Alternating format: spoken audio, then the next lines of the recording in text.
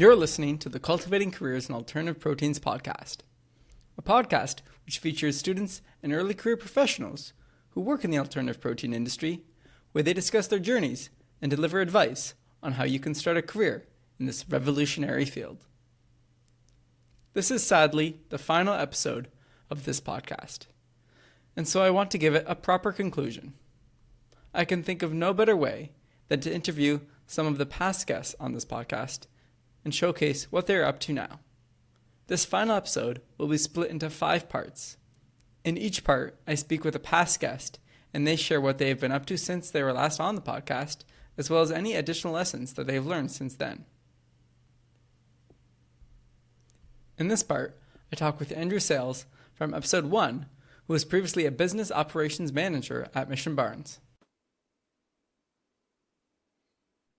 Well, welcome back, Andrew, to the Cultivating Careers in Alternative Proteins podcast. It is so awesome to chat with you again. It's been way too long. It's great to be back, and always a pleasure to be talking with you. Likewise. I think last time you were on here and we recorded the episode back in October 2021, if I recall. So imagine a lot has changed since then. It's crazy to think about. Feels like a decade has passed since then. A lot of exciting changes, and I think even just the industry we're in and all proteins as a whole has gone through some dramatic changes since 2021. Absolutely. So, rewinding back to that moment, explain from where you were back in October 2021 to the story and your journey from then to where you are today. Yeah, happy to. Back in October 2021, I feel like the cultivated meat industry was still at the peak of its hype around that time. There was a lot of money kind of coming into the industry. It was booming. Companies were coming out left and right, and really an exciting time to be in the cultivated meat industry. Actually joined Mission Barns, cultivated fat company based out of San Francisco, back in May of 2021. So October kind of got my footing in the industry a little bit, and at that time really working in operations for Mission Barns, doing a little bit of everything. So at that time they were still very much a startup in a bench scale facility in Berkeley, doing everything from facilities to supply chain to accounting, you name it. Within the next year, we actually moved from a bench scale facility to a beautiful 30,000 square foot pilot facility in the heart of San Francisco. A phenomenal building out there. Really, we started to scale as a company. Mission Barns, grew to, I want to say, around like 60 employees. I then started to wear a single hat, just working on business development. Probably had one of the best jobs in the world, where I just got to travel all over with a chef doing tastings for some of the biggest meat companies and retailers and restaurant chains out there. But, it was around 2023 when you really started to see the cultivated meat industry really start to fall into what I think some people call the trough of disillusionment. You started to see a lot of funding started to dry up. It was harder to raise capital. A couple companies actually started to go out of business. And so it was around that time where there were a lot of barriers to just get to that next stage. And for Mission Barns at the time, one of those barriers was getting FDA approval. So it was something we, as a company, were waiting on for a long time. And as I was going on doing all these travels with the chef, we were really lining up a lot of excitement with some massive players, some really big partners. It was really that next step just was getting regulatory approval to kind of get to the next stage where we could collaborate on a more deeper level. And really what happened is we had a lot of partners lined up, but as we were waiting, I kind of started to see the writing on the wall, if you will, on just how much more difficult it was going to get for especially vertically integrated companies in this space. And what I mean by that is companies working on cell lines, on bioreactors, on media formulations, scaffolds, trying to obtain regulatory approval, creating that consumer-facing product, creating the marketing to build the hype for that product and everything. And it's really difficult to master any one of those areas, let alone all of those areas. And it was around towards the end of 2023 when I met my now co-founder for Livestock Labs, Steen Uwe, who was coming from a very similar situation in New Age Eats. So he has a background in cell line development, genetic engineering, and tissue culture, and decided that he wanted to really start a company just dedicated to cell lines, leaning into arguably one of the better technologies of our time in genetic engineering. And so when a mutual colleague introduced us, we had many multi-hour conversations of kind of the future of the industry, what's kind of necessary, how do you be capital efficient, how do you raise in this kind of an environment, what is necessary, and it really was kind of sold on the idea that we're almost moving more into this specialization era, if you will. And so it was around that time where I thought I could leave Mission Barns on great terms. We had collaborations and partners lined up. They were doing well. I joined Steen at Livestock Labs in a small shared lab space called Cell Valley Labs in Berkeley, and really started that journey. And since then, we've joined a few incubators. We've raised $500,000. We've actually moved across the country from Berkeley to Wilmington, Delaware, thanks to a grant we've received from a nonprofit called the Innovation Space in collaboration with DuPont and the University of Delaware. So really this journey has taken me not only across country, but learned a ton, and now just still working in the industry, talking with every cultivated meat company I can about potentially supplying them with some robust, stable cell lines and growing, learning what it takes to be a founder, to start a company, all the ins and outs that go into it, and really building something from scratch. And it's been an exciting journey, both for myself personally, as I've seen the cultivated meat industry develop, and now we're just in full drive mode as we're looking to grow Livestock Labs.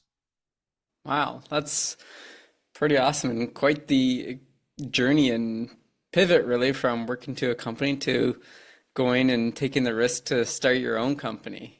Good for you for taking that leap. I imagine it wasn't easy, and I'm sure that there was a lot of things you learned along the way. So can you share some of your key lessons or takeaways that you've had from doing this experience and starting up at Livestock Labs?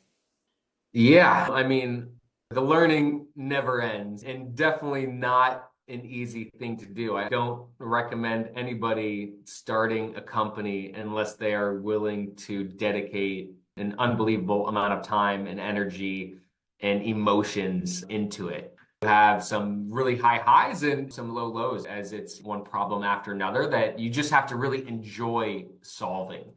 And so really what I've learned is when you kind of step into the shoes, you kind of gain a new perspective.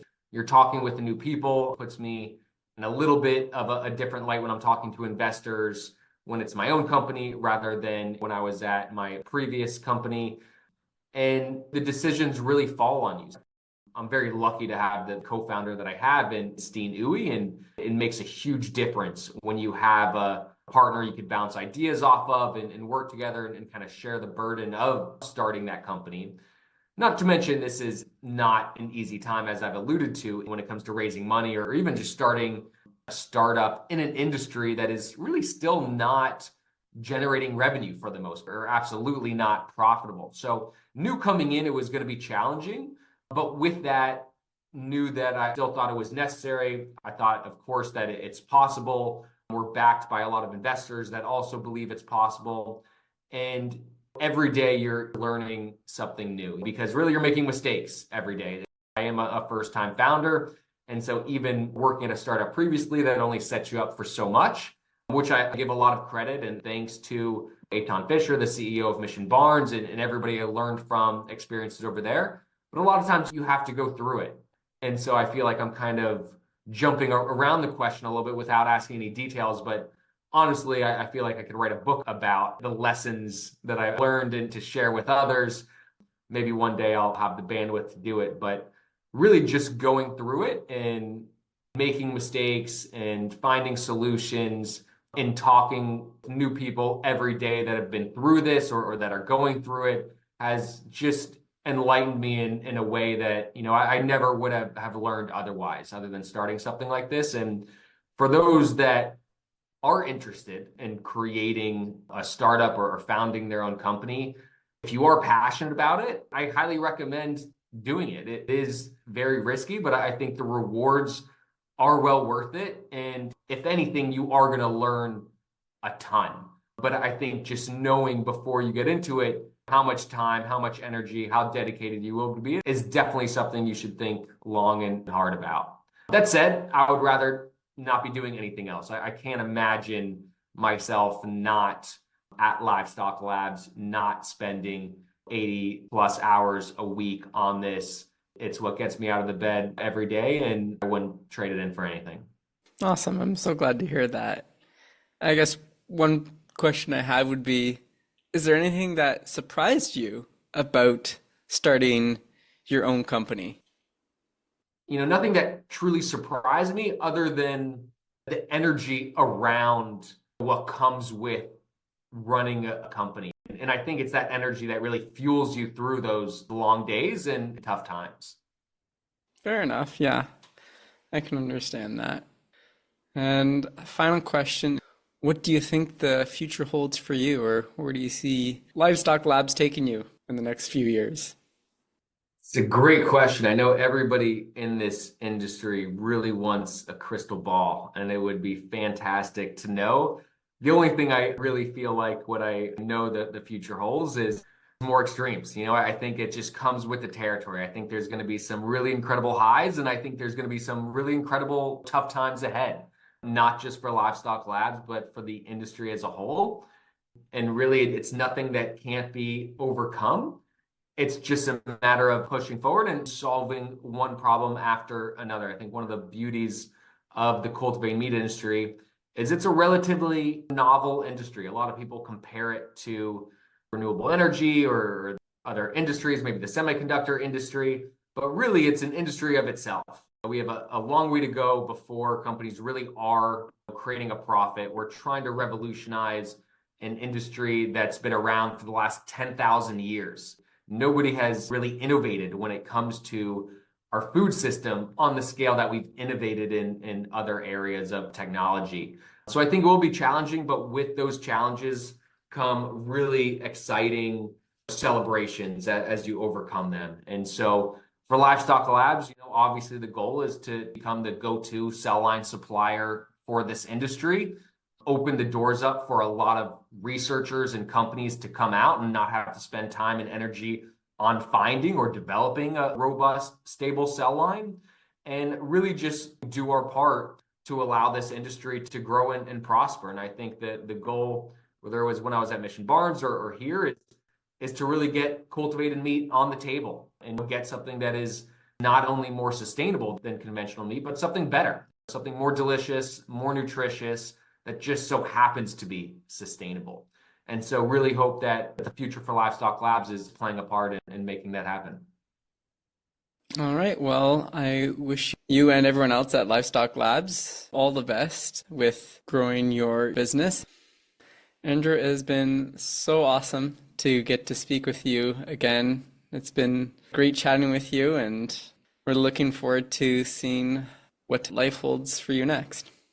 Always a pleasure talking with you. Really appreciate the time and energy you put into these podcasts and putting them out there. You've done a phenomenal job with all the interviews you've done over the last few years. So likewise, also very excited to watch you on your own journey and see what you continue to do. Thank you very much.